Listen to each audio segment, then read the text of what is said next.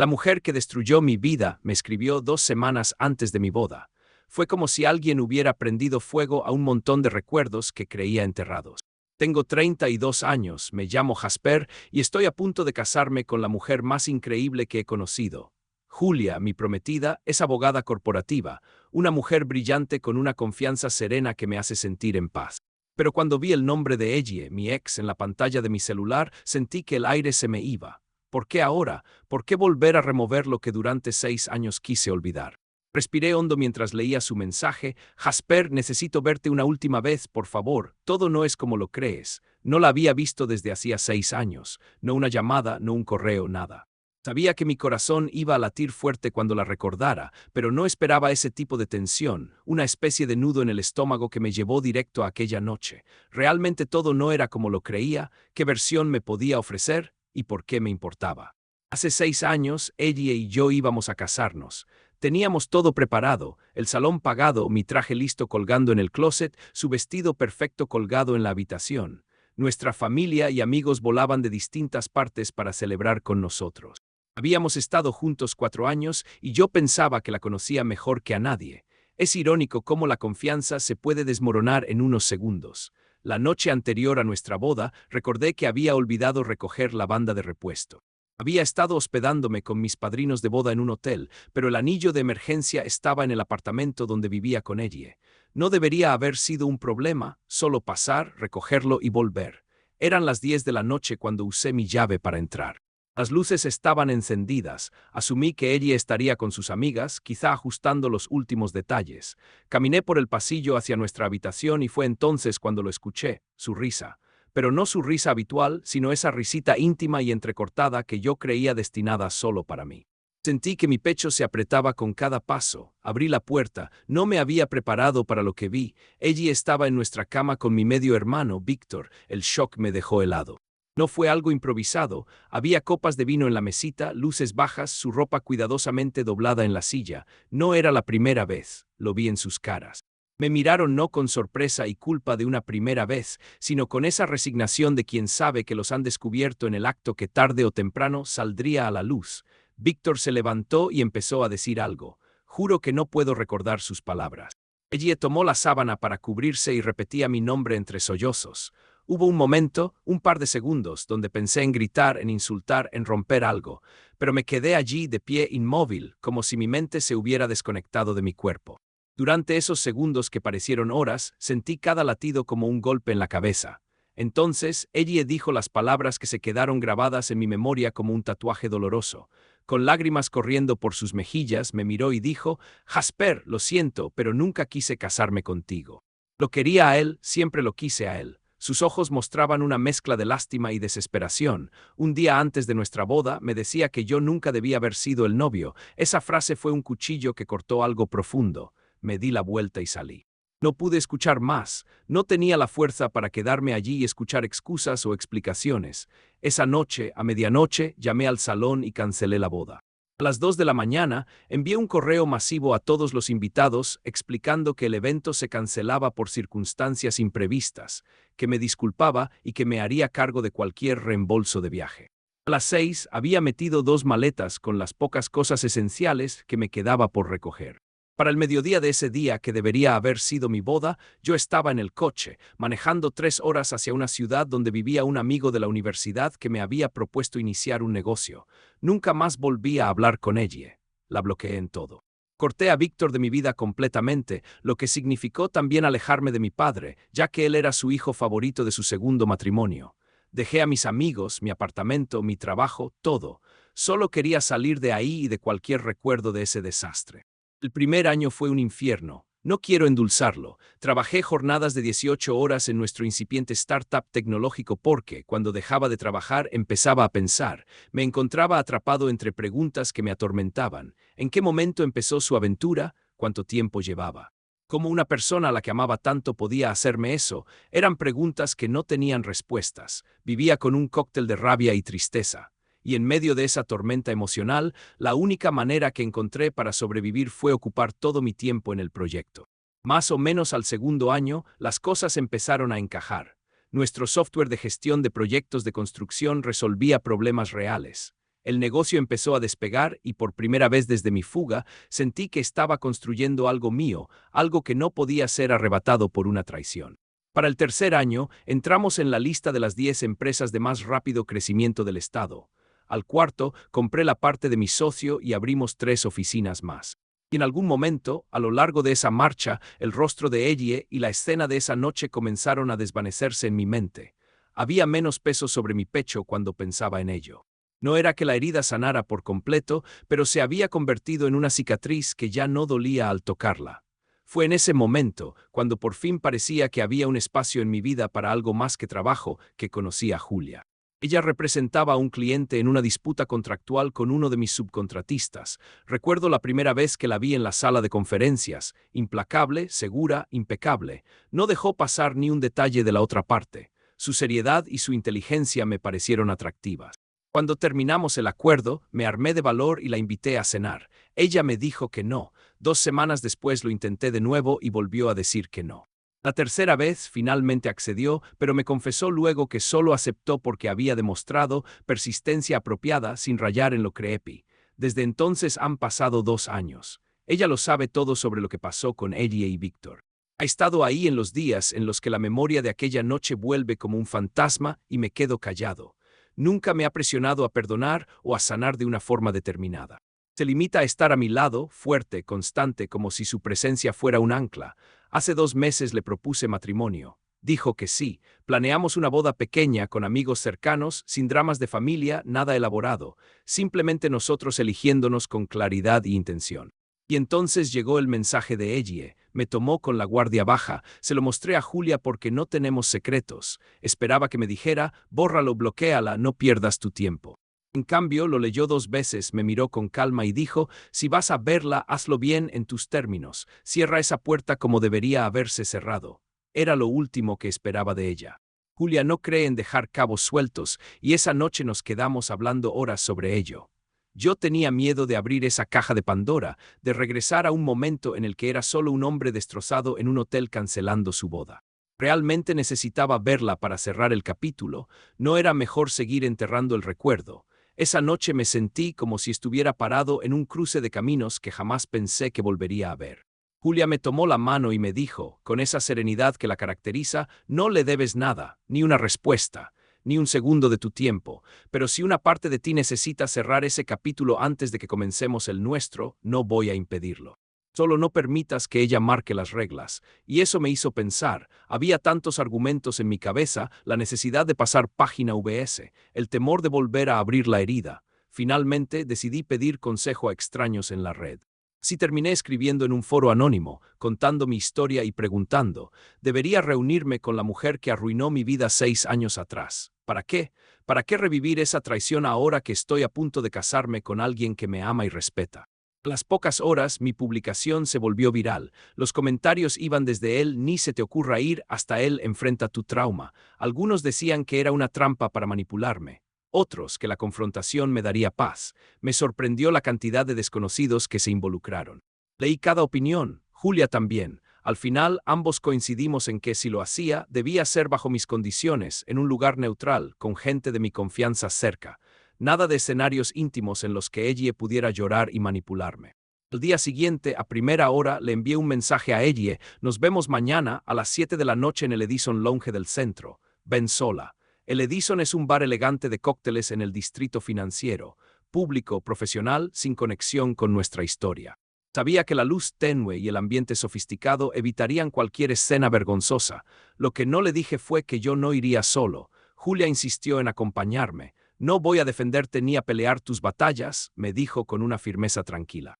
Voy porque soy tu futuro, y ella necesita verlo claramente. Además de Julia, invité a mis amigos Michael y Deb.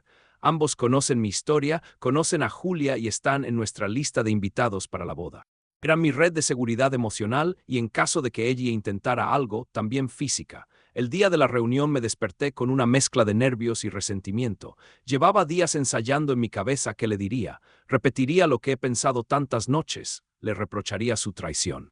La ignoraría y la dejaría hablar hasta que se agotara. Julia pasó la mañana en reuniones, pero al volver a casa en la tarde se tomó el tiempo para ayudarme a elegir la camisa, ajustar mi chaqueta. darme un beso en la frente y recordarme que no estaba obligado a nada. Nunca pensé que llegaría el día en que me vestiría para confrontar a mi ex prometida en un bar, con mi futura esposa a mi lado. La vida a veces te lleva por caminos raros. A las 6:45 p.m. llegamos al Edison. Julia estaba radiante con un traje gris carbón y el cabello recogido en una cola alta que realzaba sus rasgos afilados. Entramos y tomamos un gran sofá en una esquina, con vista a la entrada y suficiente espacio para mis amigos. Michael y Deb nos hicieron señas desde la barra y se unieron a nosotros. Serví una ronda de bebidas y revisé el teléfono. 6:58. Mi corazón latía rápido, pero me obligué a respirar lento. Julia colocó su mano sobre mi pierna, un gesto silencioso que me centró. A las 7:03 la puerta se abrió y la vi. Debo admitir que casi no reconocí a ella al principio. Hace 6 años era una persona vibrante, siempre impecable, con la sonrisa y la seguridad de quien cree tenerlo todo bajo control. La mujer que entró ese día parecía haber envejecido más de lo que los años justifican. Sus ropas eran elegantes pero no de diseñadores caros, su cabello estaba recogido sin el cuidado de antes. Lo que más me llamó la atención fueron sus ojos. Había un vacío, una desesperación que me hizo recordar ese llanto en la cama. Nos vio de inmediato, luego vio a Julia, luego a mis amigos. En su rostro algo se derrumbó. Caminó hacia nuestra mesa apretando su bolso contra el pecho como si fuera un escudo. Jasper, dijo en voz baja, con la voz temblorosa, no esperaba que trajeras a otras personas. Tú dijiste que necesitabas hablar conmigo, respondí con tono neutral, así que habla. Ella es Julia, mi prometida. Julia asintió cortésmente, pero no extendió la mano. Ella la miró unos segundos y noté en su expresión una mezcla de tristeza y sorpresa. ¿Podríamos hablar en privado?, preguntó con un hilo de voz. No, respondí sin elevar la voz, pero con firmeza. Lo que tengas que decir, lo dices aquí. Se sentó frente a mí y supe en ese momento que las lágrimas ya estaban al borde. Jasper, sé que lo que hice fue imperdonable, pero tienes que saber, comenzaba a justificarse. Yo levanté la mano. Ella, no tengo tiempo para esto. Me enviaste un mensaje diciendo que todo no era como yo creía, así que estoy aquí, dilo. Mi tono era plano, no quería darle espacio para adornar su discurso con lágrimas que pudieran confundirme. Miró a Julia otra vez y luego a mí. Sus manos temblaban. Víctor y yo no debía pasar. Solo, no, la interrumpí. No me digas que solo pasó. Te vi en nuestra cama la noche antes de nuestro matrimonio. Había copas de vino. Estaban teniendo una cena romántica en mi departamento. No insultes mi inteligencia haciéndolo pasar por un momento de debilidad. Las lágrimas comenzaron a correr más fuerte. Tienes razón, sollozó, no fue la primera vez. Llevábamos 3 meses, pero tienes que entender, no tengo que entender nada, dije con frialdad. Lo que entiendo es que me traicionaste con mi propio hermano mientras planeabas casarte conmigo. Dejaste que pagara la boda, que mi familia y amigos viajaran. Me hiciste creer que teníamos un futuro, y luego destruiste todo. Lo sé, dijo en un tono que se quebró. Bajó la voz al ver que algunas personas nos miraban. Lo sé y lo he pagado, Jasper. Dios, ¿acaso he pagado por ello? Fue ahí cuando Julia intervino por primera vez. Su voz era afilada como un bisturí. ¿Lo has pagado? ¿Cómo exactamente? Por tener que afrontar las consecuencias de tus propios actos. Ella la miró con enojo y volvió hacia mí. Víctor me dejó después de que tú lo hiciste y todo se supo. Me dijo que nunca quiso que se volviera tan serio y que no estaba listo para asentarse. Perdí mi trabajo porque la gente en nuestro círculo social supo lo que pasó. La mayoría se puso de tu lado. Mis propios padres apenas me dirigen la palabra. Escucharla decir todo eso me dejó sorprendido. Había imaginado que tal vez su vida habría seguido igual, que tal vez se casó con Víctor o que fue feliz. Pero nada de eso me produjo satisfacción. Pensé que sentiría alivio al saber que su traición tuvo un costo para ella. Pero lo único que sentí fue un vacío, como si el pasado me resbalara. ¿Y eso qué tiene que ver conmigo?, pregunté con voz neutral. Ella bajó la mirada. Cometí un error, susurró. He pasado 6 años arrepintiéndome. He ido a terapia. He trabajado en mí misma.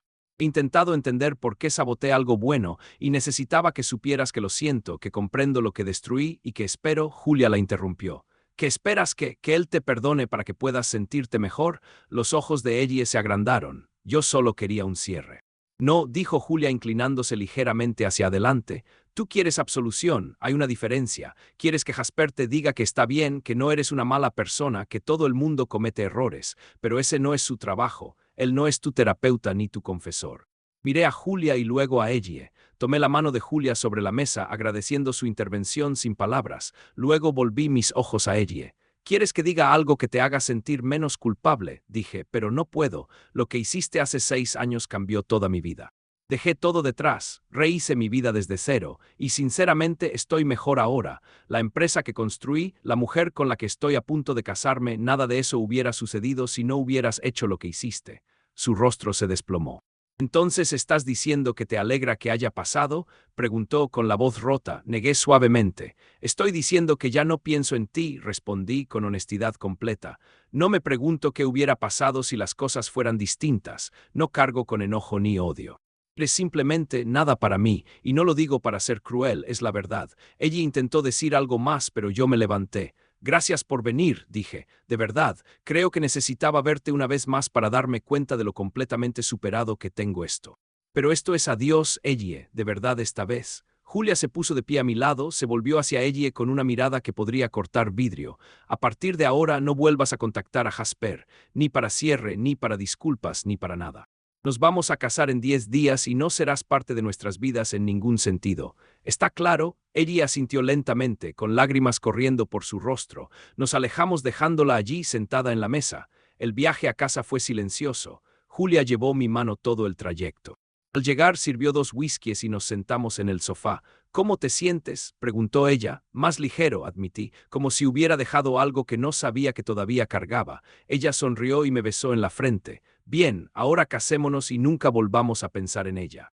Dije que sí y pensé que esa sería la última vez que ella y Víctor interrumpirían mi vida, pero la historia no terminó allí. Las siguientes jornadas fueron extrañas. Durante 4 días nadie apareció de la nada. Trabajé, ultimé detalles de la boda, mandé los recordatorios. Julia estaba inmersa en su trabajo, pero nos tomábamos nuestras pausas para asegurarnos de que nada de lo ocurrido nos estaba afectando. Hacíamos bromas sobre lo ridícula que fue la aparición de ella y cómo, en nuestro caso, cerrar el capítulo fue casi cinematográfico. Pero entonces un día sonó mi teléfono de nuevo. Era mi padre. Aquí hay algo que probablemente deba aclarar. Mi relación con mi padre es distante desde hace años. Cuando todo pasó con ella y Víctor, él se puso de parte de Víctor sin titubear. Dijo que yo exageraba, que esos errores pasan y que debería ser el adulto y perdonarlo porque la familia es lo primero. Cuando se enteró de que me mudaría de la ciudad, me acusó de huir de mis problemas. Desde entonces hemos intercambiado tal vez 10 palabras en total, mensajes incómodos en cumpleaños y festivos. Así que cuando vi su nombre en la pantalla, pensé seriamente en no contestar. Pero Julia estaba a mi lado en el sofá, mirando series y comiendo palomitas. Sentí que no quería parecer que seguía corriendo. Contesté. Jasper, dijo con una voz cansada. Víctor me contó que te encontraste con ella la semana pasada. Mantuve mi voz neutral. Él la está pasando realmente mal, añadió como si tuviera que convencerme. Está preguntando si estarías dispuesto a hablar con él. Quiere disculparse. Quiere arreglar las cosas antes de tu boda para que toda la familia pueda estar allí y felicitarte. Estuve a punto de reírme, pero lo que salió fue una risa de incredulidad. ¿Me estás llamando para abogar por Víctor, el mismo Víctor que durmió con mi prometida la noche antes de mi boda? Mi padre dejó escapar un suspiro pesado, como si tuviera que mantener la paciencia con un niño caprichoso. Eso fue hace mucho tiempo, hijo. La gente comete errores. ¿Les familia? No, dije rotundamente. Dejó de ser mi familia en el momento en que me traicionó y tú dejaste de ser mucho de un padre cuando tomaste su lado. Hubo un largo silencio. Eso no es justo.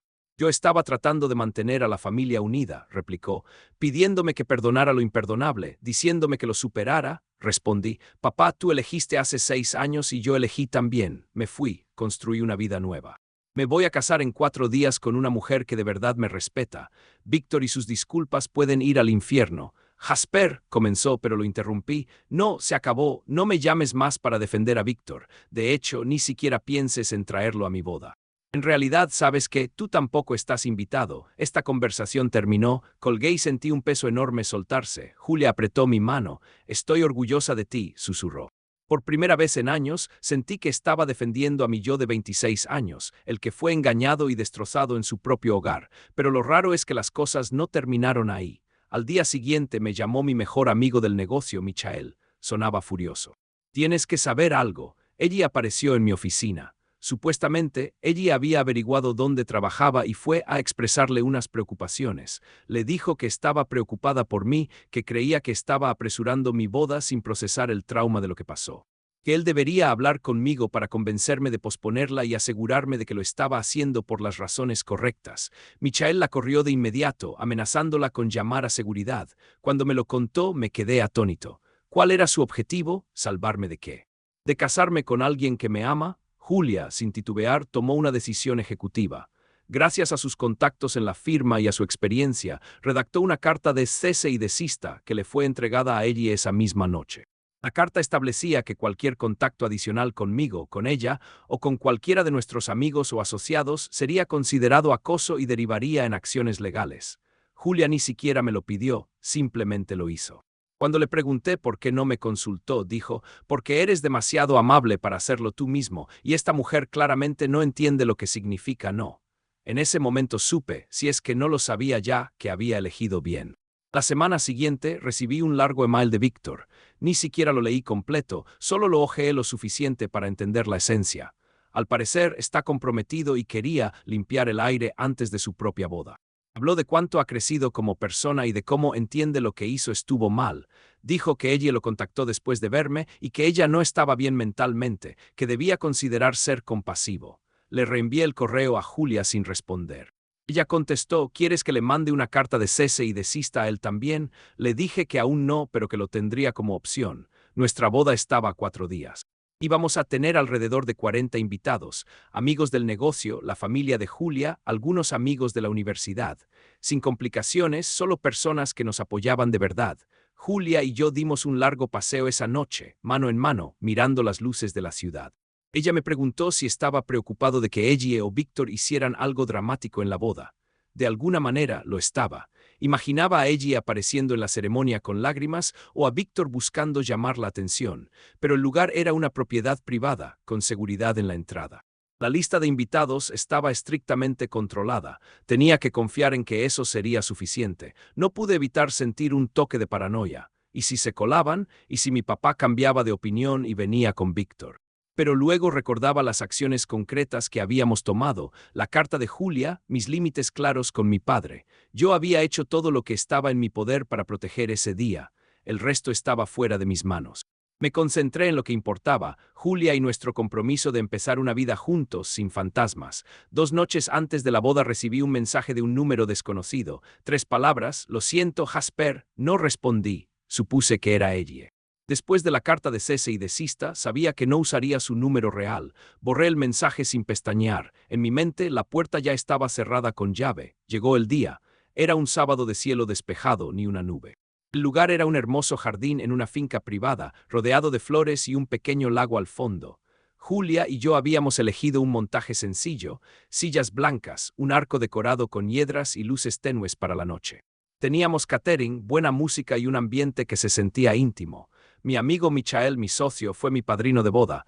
Dio un discurso que hizo reír a todos y al final casi me hizo llorar. Habló de cómo me levanté de las cenizas como un fénix con traje de negocios. Julia se rió y me dijo que ahora tendría que hacer honor a esa metáfora. Julia estaba radiante. Su vestido era elegante y sencillo, con detalles en encaje. Cuando caminó hacia mí, sus ojos brillaban de emoción. Sentí que mi pecho se llenaba de algo cálido y poderoso.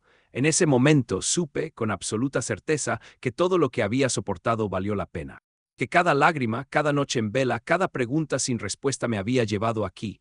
Durante nuestro primer baile, Julia me susurró al oído, sin arrepentimientos. Sabía lo que preguntaba, no sobre casarme con ella, sino sobre todo lo que me llevó a ese momento. Respondí, ninguno. Y lo decía en serio. Mucha gente me había dicho que debía perdonar a ella y a Víctor para poder seguir adelante, para encontrar paz, pero me di cuenta de que eso no era cierto. Lo que ellos hicieron es imperdonable y yo no estaba obligado a absolverlos para darles una sensación de alivio. Lo que hice, en cambio, fue construir algo nuevo. Elegí invertir mi energía en crear una vida que no los incluyera, en lugar de pasar años enfadado por lo que destruyeron. En la fiesta bailé con Julia, con su hermana, con la madre de Julia, reí con mis amigos, saludé a todos los invitados. Sentí una ligereza que no había sentido en años. La escena de ella con Víctor en mi cama ya no tenía poder sobre mí. Era como un sueño distante que me formó pero que ya no me definía. Unos días después de la boda, estábamos de regreso de nuestra luna de miel corta en Colorado. Recibí un sobre en el buzón. Era de mi padre. Lo abrí curioso. Era una simple tarjeta con un felicidades en tu matrimonio, seguido de su firma. Ninguna disculpa, ninguna reflexión. Lo tiré a la basura. Tal vez algún día hable con él, pero no tenía prisa. Un primo me contó que Víctor había perdido su trabajo en la compañía de mi padre tras una pelea. También que su compromiso se vino abajo cuando su prometida descubrió lo que hizo conmigo. Se mudó a 2 estados de distancia a empezar de nuevo. Me sonó irónico. Ella, por otra parte, al parecer se mudó a su ciudad natal y trabaja en ventas minoristas. Suena a un gran descenso desde su puesto de directora hace 6 años. Me cuesta sentir algo al respecto. Espero que encuentre su propio camino, pero no es mi problema. Mientras escribo esto, Julia duerme a mi lado en el sofá, exhausta por desempaquetar la maleta y ponerse al día con trabajo. Tiene expedientes desperdigados en la mesa de centro, sus gafas torcidas y un ligero ronquido que me saca una sonrisa. Observándola así, no tengo dudas de nada. Elegí bien, elegí a alguien que me sostuvo cuando los recuerdos pesaban. Elegí a alguien que entiende la importancia de poner límites, que no tolera las excusas de quienes nos dañan y que aún así me brinda la libertad de confrontar mi pasado sin juicios. Supongo que si algo queda claro de todo esto, es que el amor verdadero no pide que olvides tu dolor, sino que te acompaña mientras lo procesas. La pregunta que me hacía antes de recibir ese mensaje era si debía enfrentar a ella para cerrar la herida.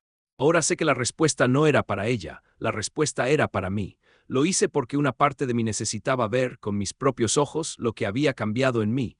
Necesitaba confirmar que no había resentimiento, que no había curiosidad por lo que pudo ser. Y lo encontré una calma que nunca había sentido, una capacidad de mirar atrás sin rabia. Puede que mi padre nunca lo entienda, puede que Víctor nunca aprenda, puede que ella siga buscando absolución, pero yo finalmente estoy en paz. A continuación continuaré con la siguiente parte de la historia. Ereis the continuation of the story, elaborating on the backstory and reflections to reach the desired length. Cerrar un capítulo en la vida no siempre significa quemar todas las páginas. A veces, el cierre implica volver a leer con calma, subrayar lo importante y luego, sí, guardar el libro en un lugar al que no necesites regresar. Eso es lo que sentí en los días posteriores a la boda. Fue como si el libro de mi vida con ella y Víctor por fin estuviera archivado en un estante superior, lejos del alcance de mis manos. Pero antes de guardarlo, pasé páginas que aún no había mencionado. Detrás de cada evento grande hubo un sinfín de pequeños momentos, detalles que en su momento parecían insignificantes y que ahora, al recordarlos, daban contexto a por qué todo dolió tanto y por qué el final, por fin, me otorgó paz. Para entender mi reacción a la traición, hay que entender la historia con ella. Nos conocimos en la universidad, en una fiesta de disfraces en segundo año. Ella iba de Morticia Addams y yo de un rockero mal maquillado. Me atrapó su risa, esa risa que más tarde se convertiría en un arma involuntaria. No era la mujer más guapa del salón, pero tenía una seguridad en sí misma que me llamaba la atención. Bailamos, nos reímos y al final de la noche nos encontramos en un sofá, hablando de películas de Tarantino y libros de Murakami. Había algo en su forma de mirarme que me hacía sentir visto, como si mis palabras, que para muchos eran sin importancia, para ella fueran poesía. En esos primeros meses éramos inseparables. Yo era el chico de informática que pasaba horas en el laboratorio, ella, la estudiante de arte que pintaba con el cabello recogido y manchas de color en los dedos. Nos complementábamos. Recuerdo, en particular, una noche en la que me llevó a la azotea de su residencia. Llevaba un termo con café caliente y un par de mantas. Nos tumbamos bajo el cielo de otoño, viendo las estrellas. ¿Alguna vez has sentido que esperas algo grande, pero no sabes qué? Me preguntó, en ese momento le respondí que esperaba con ansias nuestra graduación, pero lo que realmente pensaba era que lo grande que esperaba era ella. Ella asintió como si hubiera leído mi mente. Durante 4 años fuimos eso, proyectos, cafés, discusiones y risas. Como cualquier pareja tuvimos peleas. Ella a veces se perdía en sus emociones y yo me refugiaba en el sarcasmo, pero siempre volvíamos. En retrospectiva, hubo señales de un cierto egoísmo en ella.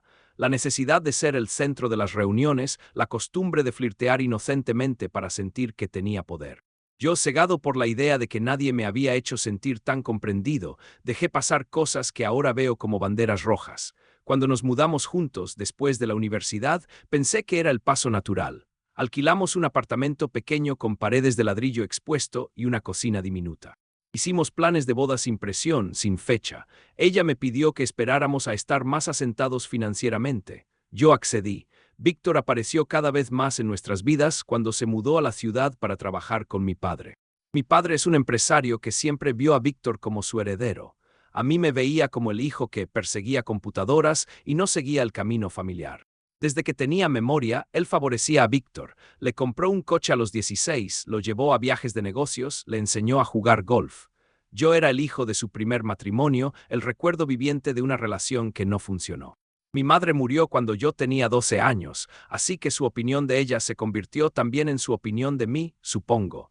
Crecí sintiéndome en segunda fila mientras él elevaba a Víctor. Por eso, cuando invité a Víctor a nuestro apartamento, lo hice con la ilusión de que tal vez, al tenerlo cerca, el vínculo entre hermanos se fortalecería. Al principio se aparecía solo los fines de semana. Traía pizzas, cervezas, un paquete de cartas. Ella sonreía y a mí me alegraba verla entusiasmada con mi familia. Claro, había ciertas molestias, dejaba sus cosas tiradas, usaba mi colonia sin pedir permiso, contaba chistes que a mí no me hacían gracia, pero no parecía nada siniestro. Una noche después de cenar lo encontré en la cocina solo, mirando nuestras fotos en la nevera. Se quedó en una instantánea de ella y yo en la playa, con arena pegada en el cabello y sonrisas gigantes. Se ve feliz contigo, comentó. Yo asentí, orgulloso. Ella es mi persona, respondí. Cuídala, dijo. Pensé que era un gesto cariñoso. Con el tiempo, sin embargo, empecé a notar algo raro. Si llegaba temprano a casa, encontraba a Víctor sentado en el sofá con ella riendo. Una risa baja, cómplice. Me decía que eran tonterías mías, que eran solo dos personas que se llevaban bien. Recuerdo una vez que entré y los vi compartir un vino en la cocina. Ella se levantó de inmediato, nerviosa. Solo estábamos celebrando la propuesta de ascenso de Víctor, dijo. Tragué la molestia. ¿Por qué celebraban sin mí? Pero entonces recordé que había cancelado un par de noches de vino con ella porque estaba exhausto. Era fácil justificar cada suceso hasta que se convirtió en algo imposible de ignorar. Pero ese momento de imposibilidad llegó demasiado tarde, la noche antes de nuestra boda. Y sin embargo, cuando escuché su risa a través del pasillo esa noche, mi mente, de nuevo, intentó justificarlo. Ella está aquí con sus amigas, pensé. ¿Cuánto se puede engañar a sí mismo una persona para no ver lo evidente? Los meses siguientes al descubrimiento fueron un túnel oscuro. Hay experiencias que te sacuden de manera tan profunda que tu personalidad se desmorona. Yo pasé de ser alguien seguro de su camino a cuestionarme todo. Era suficiente, era divertido, era el hombre que ella quería. Hubo noches en las que me despertaba a las 3 de la mañana con la imagen de ellos en mi cama y la frase, nunca quise casarme contigo, retumbando en mi mente. Lloré, grité en silencio a la almohada para no despertar a mis amigos. Me hundí en el trabajo no como un plan estratégico, sino como un flotador. Si paraba, me ahogaba en mi mente. Hubo una noche en particular, en el inicio del segundo año tras la ruptura, que me marcó. Llevábamos meses trabajando en el software. Era verano y el aire acondicionado del coworking se había averiado. Mis compañeros se habían ido a casa y yo seguía ahí, con la frente sudada, mis dedos temblando mientras tecleaba. De repente sentí que no podía respirar. Mi corazón latía tan rápido que pensé que se me saldría del pecho. Creía que estaba teniendo un infarto. Me quedé paralizado hasta que Michael, que había olvidado algo y regresó, me encontró y me llevó a urgencias. Resultó ser un ataque de pánico. El médico me dijo, tu cuerpo está manifestando lo que tu mente está tratando de ignorar. Fue entonces cuando, por primera vez, consideré la posibilidad de ir a terapia. Hasta ese momento, había creído que la terapia era para otros, para quienes no podían contenerse. Pero en esa noche, con mi cerebro gritándome que algo andaba mal, me di cuenta de que necesitaba ayuda. Encontré a una terapeuta llamada Laura, una mujer de unos 50 años con cabello gris y voz suave. La primera vez que me senté en su consultorio, todo me parecía incómodo.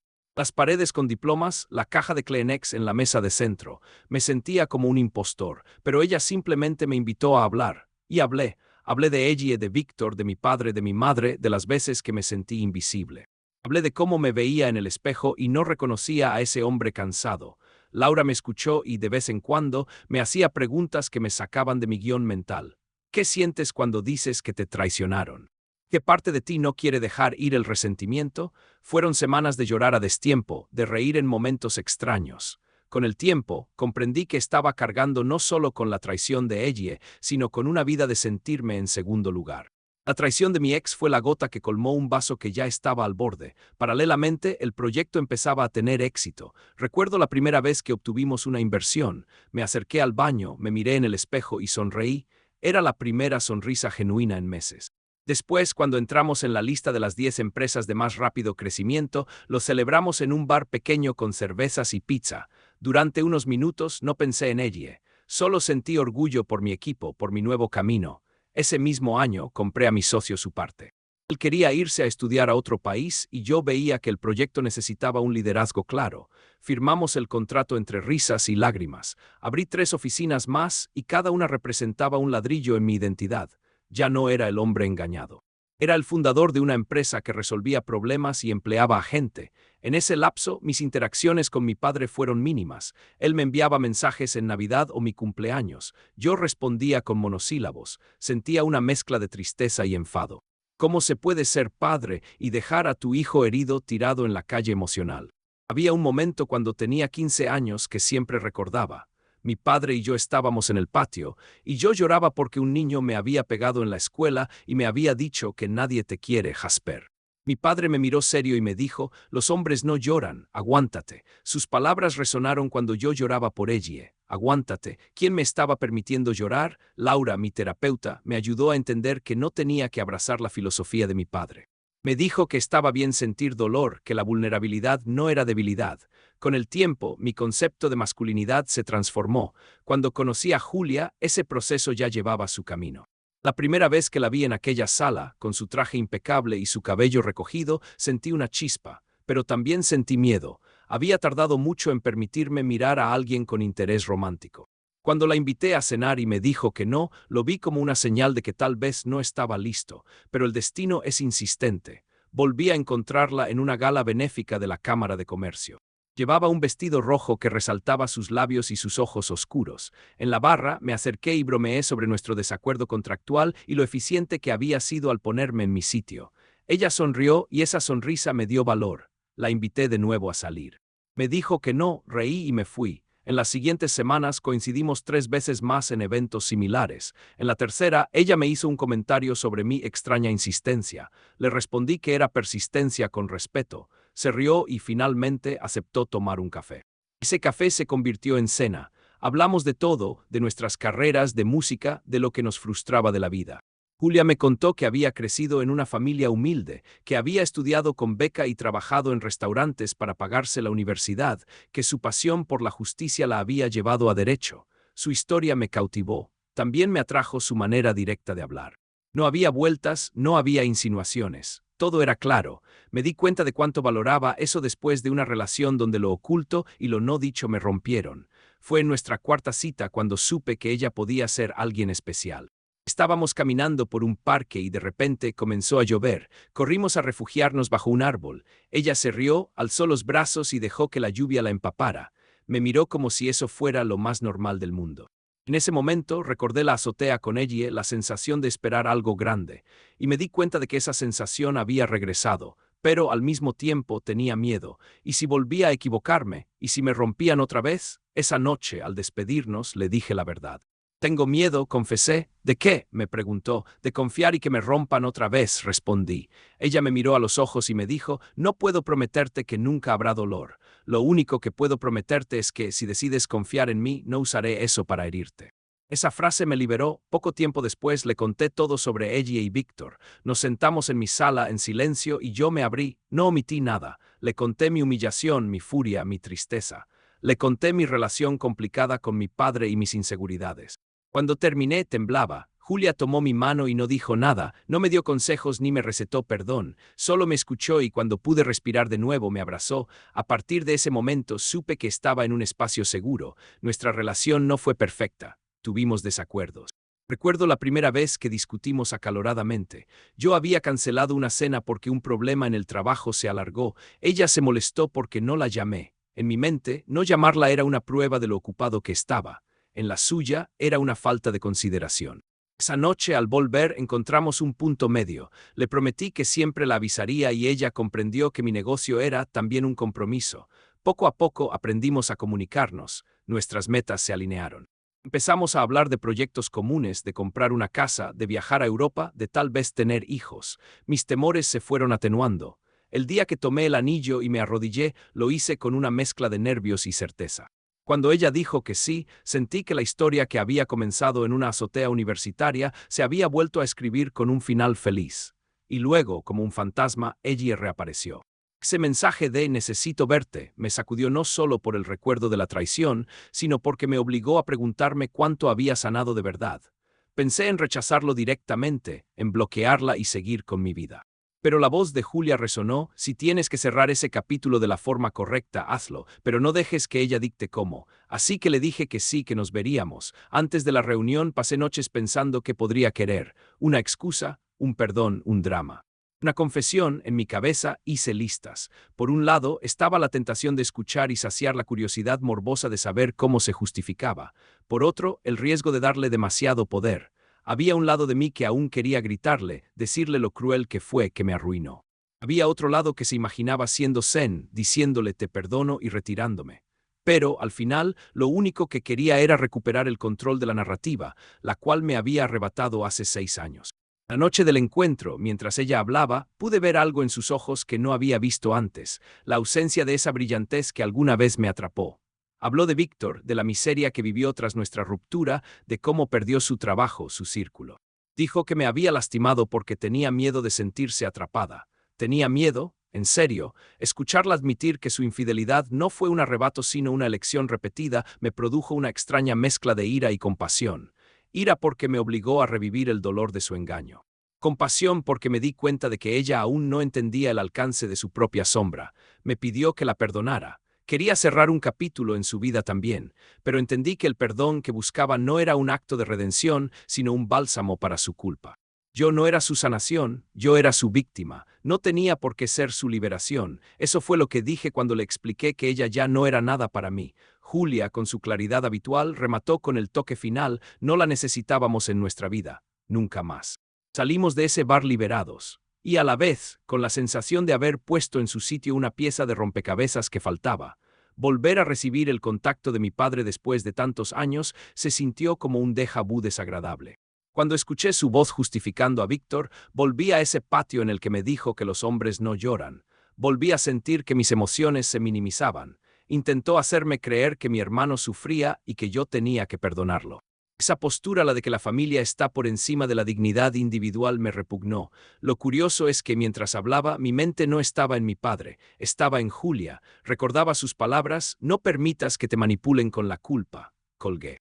Fue la primera vez que no me quedé mudo frente a él. Fue la primera vez que le dije que no. Cuando Víctor escribió ya estaba preparado. Su email hablaba de crecimiento y de comprensión, pero no mencionaba remordimiento genuino. Era un recuento de cómo él sufría.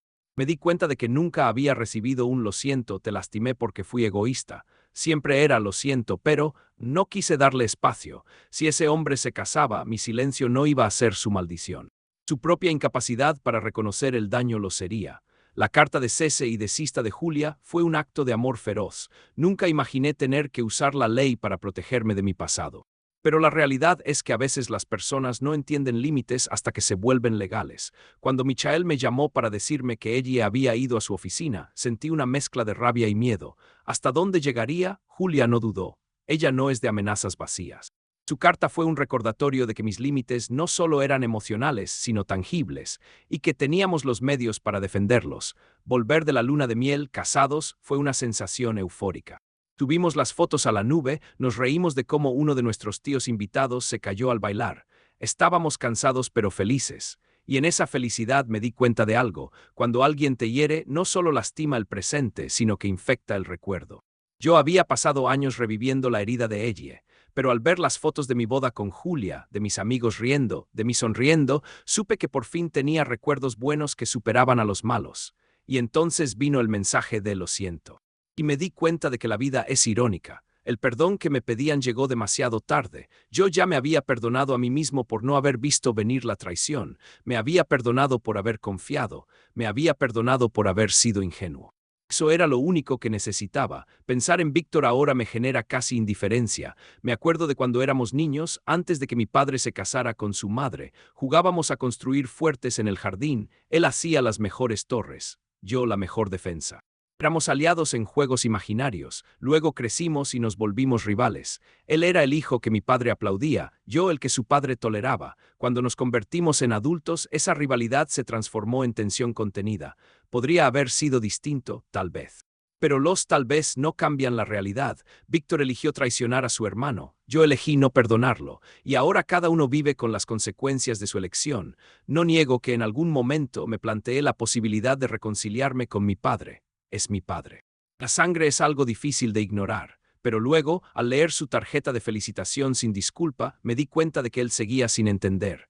Una disculpa no habría arreglado todo, pero hubiera significado reconocer que en algún momento me falló. Tal vez algún día lo haga. Tal vez se acerque con humildad. No lo sé, pero ya no dependo de su validación. Mis logros, mi felicidad, mi familia, porque Julia es mi familia, no dependen de él.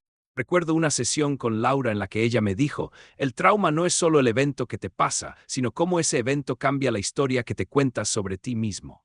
Durante años, mi historia fue la del hombre engañado que huyó, que construyó una empresa para demostrar que valía algo. Ahora, mi historia se siente diferente. Soy el hombre que fue traicionado pero que no permitió que esa traición definiera cada paso. Soy el hombre que se enfrentó a su padre y le dijo no. Soy el hombre que eligió el amor sano, que construyó una nueva vida y que la defiende. Estas afirmaciones no son simples frases motivacionales, son palabras que me repito en voz alta cuando la duda se asoma, porque la duda no desaparece con un sí en el altar. Está ahí en los momentos de silencio, en los días grises, pero ahora tengo una respuesta. Hace unas noches estábamos Julia y yo cenando en nuestra mesa, todavía con algunas cajas sin desempacar a nuestro alrededor. Ella me miró y de repente me dijo, gracias por luchar por nosotros. Me conmovió porque luchar por nosotros incluía luchar por mí, por mi paz mental, por mi amor propio. Eso no es fácil. Es fácil dejar que la rabia corroa todo, que te vuelvas cínico y desconfiado. Yo pude haber tomado el camino de la amargura, de creer que todas las mujeres serían como ella, de que todas las familias son disfuncionales, pero elegí otro camino. Elegí abrirme a la posibilidad de algo mejor, aunque al principio doliera. Si algo he aprendido es que los finales no siempre son limpios. El final con ella no fue un punto y final, fue un punto y aparte que necesitó ser revisado 6 años después. El final con mi padre puede que no haya llegado.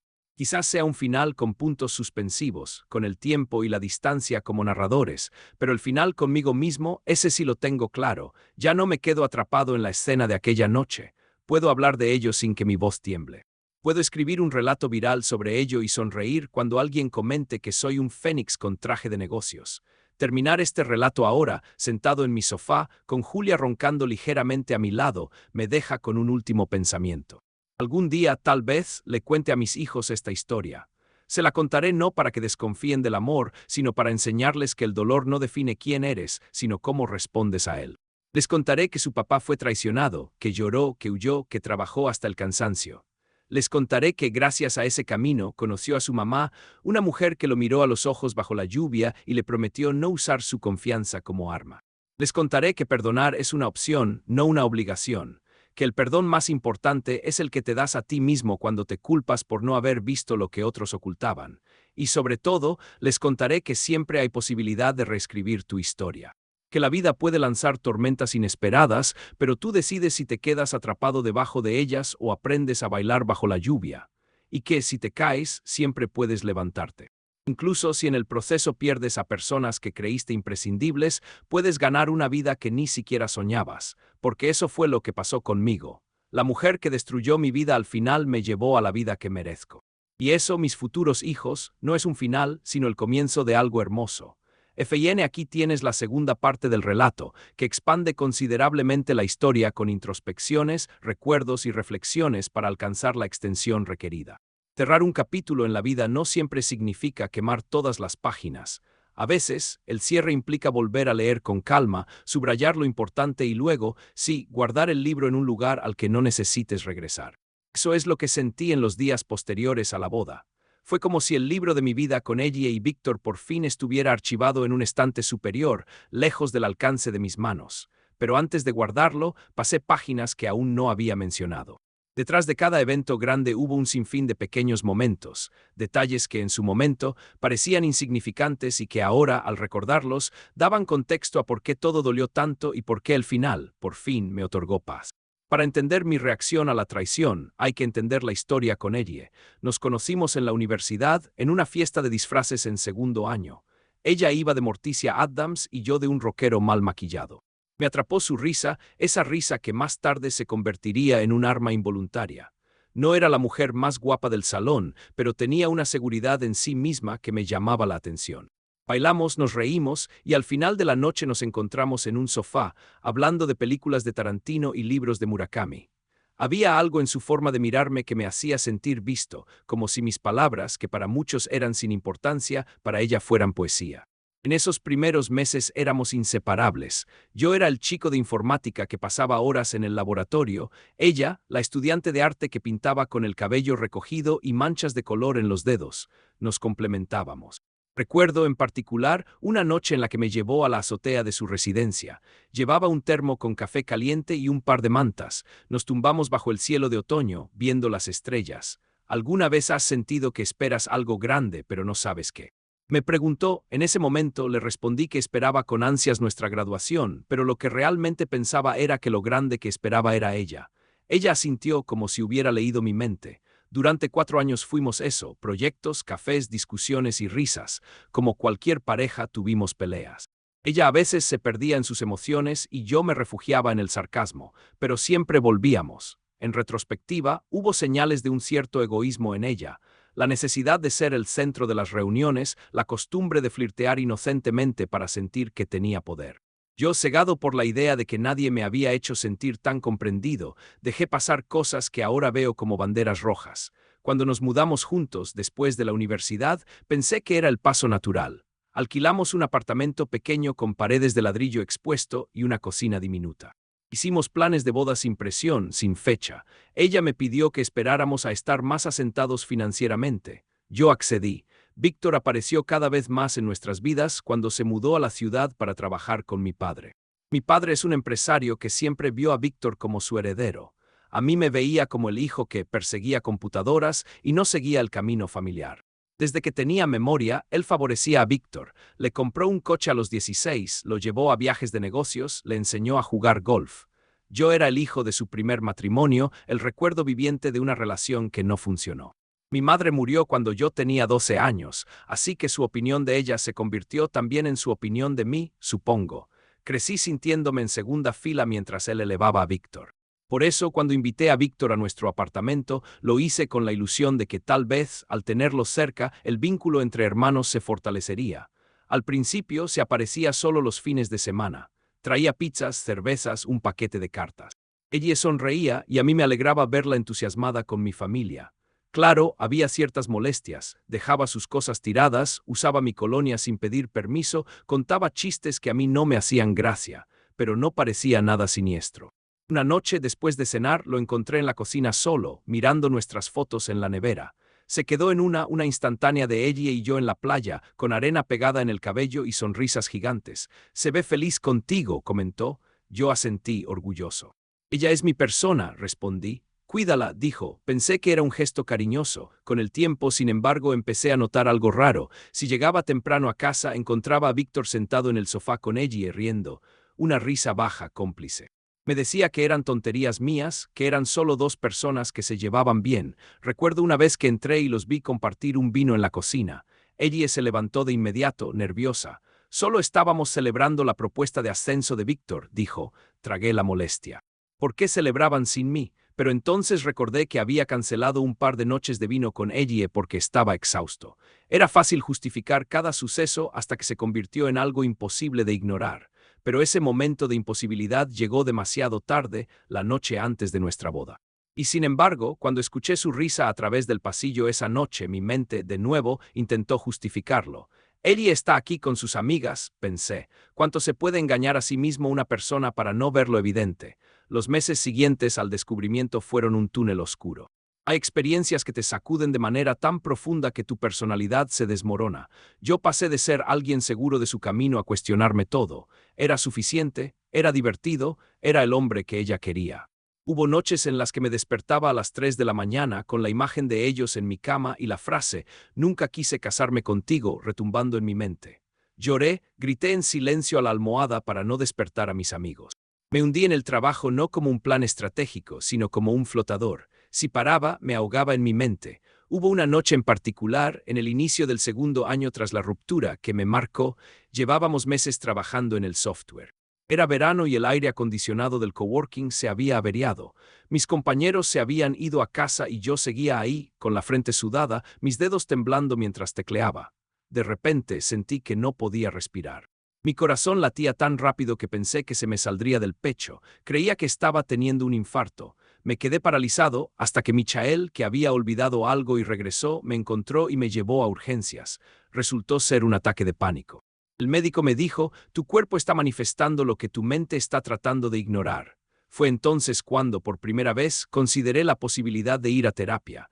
Hasta ese momento, había creído que la terapia era para otros, para quienes no podían contenerse. Pero en esa noche, con mi cerebro gritándome que algo andaba mal, me di cuenta de que necesitaba ayuda. Encontré a una terapeuta llamada Laura, una mujer de unos 50 años con cabello gris y voz suave. La primera vez que me senté en su consultorio, todo me parecía incómodo. Las paredes con diplomas, la caja de Kleenex en la mesa de centro. Me sentía como un impostor, pero ella simplemente me invitó a hablar. Y hablé. Hablé de ella y de Víctor, de mi padre, de mi madre, de las veces que me sentí invisible. Hablé de cómo me veía en el espejo y no reconocía a ese hombre cansado. Laura me escuchó y de vez en cuando me hacía preguntas que me sacaban de mi guión mental. ¿Qué sientes cuando dices que te traicionaron? ¿Qué parte de ti no quiere dejar ir el resentimiento? Fueron semanas de llorar a destiempo, de reír en momentos extraños. Con el tiempo, comprendí que estaba cargando no solo con la traición de ella, sino con una vida de sentirme en segundo lugar. La traición de mi ex fue la gota que colmó un vaso que ya estaba al borde. Paralelamente, el proyecto empezaba a tener éxito. Recuerdo la primera vez que obtuvimos una inversión. Me acerqué al baño, me miré en el espejo y sonreí. Era la primera sonrisa genuina en meses. Después, cuando entramos en la lista de las 10 empresas de más rápido crecimiento, lo celebramos en un bar pequeño con cervezas y pizza. Durante unos minutos no pensé en ella. Solo sentí orgullo por mi equipo, por mi nuevo camino. Ese mismo año compré a mi socio su parte. Él quería irse a estudiar a otro país y yo veía que el proyecto necesitaba un liderazgo claro. Firmamos el contrato entre risas y lágrimas. Abrí 3 oficinas más y cada una representaba un ladrillo en mi identidad. Ya no era el hombre engañado. Era el fundador de una empresa que resolvía problemas y empleaba a gente. En ese lapso, mis interacciones con mi padre fueron mínimas. Él me enviaba mensajes en Navidad o mi cumpleaños. Yo respondía con monosílabos. Sentía una mezcla de tristeza y enfado. ¿Cómo se puede ser padre y dejar a tu hijo herido tirado en la calle emocional? Había un momento cuando tenía 15 años que siempre recordaba. Mi padre y yo estábamos en el patio, y yo lloraba porque un niño me había pegado en la escuela y me había dicho que nadie te quiere, Jasper. Mi padre me miró serio y me dijo, los hombres no lloran, aguántate. Sus palabras resonaron cuando yo lloraba por ella. Aguántate. ¿Quién me estaba permitiendo llorar? Laura, mi terapeuta, me ayudó a entender que no tenía que abrazar la filosofía de mi padre.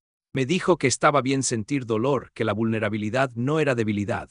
Con el tiempo, mi concepto de masculinidad se transformó. Cuando conocí a Julia, ese proceso ya llevaba su camino.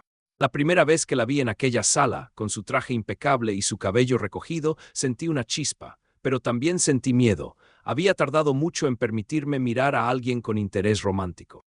Cuando la invité a cenar y me dijo que no, lo vi como una señal de que tal vez no estaba listo, pero el destino es insistente. Volví a encontrarla en una gala benéfica de la Cámara de Comercio.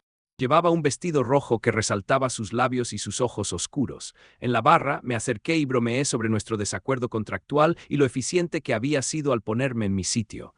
Ella sonrió y esa sonrisa me dio valor. La invité de nuevo a salir. Me dijo que no, reí y me fui. En las siguientes semanas coincidimos 3 veces más en eventos similares. En la tercera, ella me hizo un comentario sobre mi extraña insistencia. Le respondí que era persistencia con respeto. Se rió y finalmente aceptó tomar un café.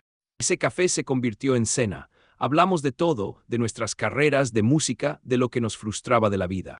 Julia me contó que había crecido en una familia humilde, que había estudiado con beca y trabajado en restaurantes para pagarse la universidad, que su pasión por la justicia la había llevado a derecho. Su historia me cautivó. También me atrajo su manera directa de hablar.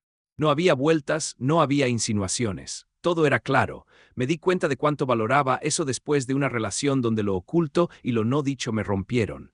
Fue en nuestra cuarta cita cuando supe que ella podía ser alguien especial.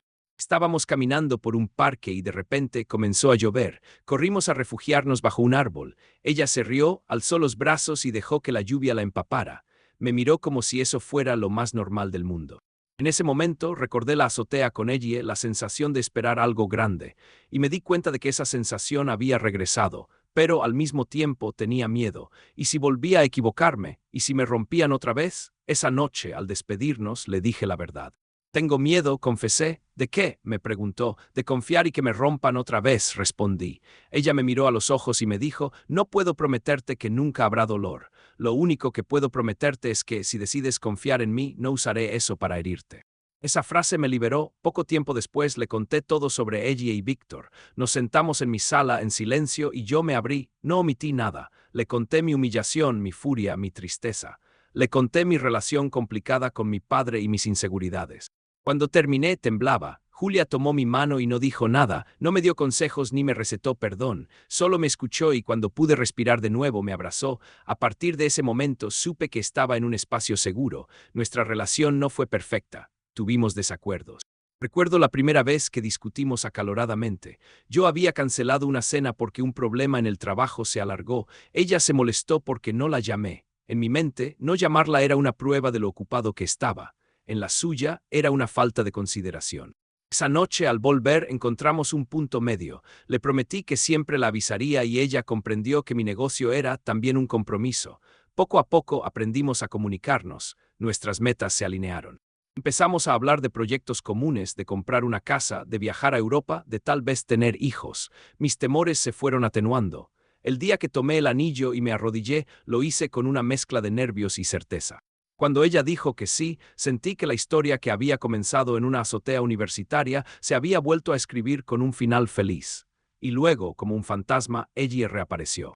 Ese mensaje de necesito verte me sacudió no solo por el recuerdo de la traición, sino porque me obligó a preguntarme cuánto había sanado de verdad. Pensé en rechazarlo directamente, en bloquearla y seguir con mi vida. Pero la voz de Julia resonó, si tienes que cerrar ese capítulo de la forma correcta, hazlo, pero no dejes que ella dicte cómo. Así que le dije que sí, que nos veríamos. Antes de la reunión pasé noches pensando qué podría querer. Una excusa, un perdón, un drama. Una confesión, en mi cabeza hice listas. Por un lado, estaba la tentación de escuchar y saciar la curiosidad morbosa de saber cómo se justificaba. Por otro, el riesgo de darle demasiado poder. Había un lado de mí que aún quería gritarle, decirle lo cruel que fue que me arruinó. Había otro lado que se imaginaba siendo zen, diciéndole te perdono y retirándome. Pero, al final, lo único que quería era recuperar el control de la narrativa, la cual me había arrebatado hace 6 años. La noche del encuentro, mientras ella hablaba, pude ver algo en sus ojos que no había visto antes, la ausencia de esa brillantez que alguna vez me atrapó. Habló de Víctor, de la miseria que vivió tras nuestra ruptura, de cómo perdió su trabajo, su círculo.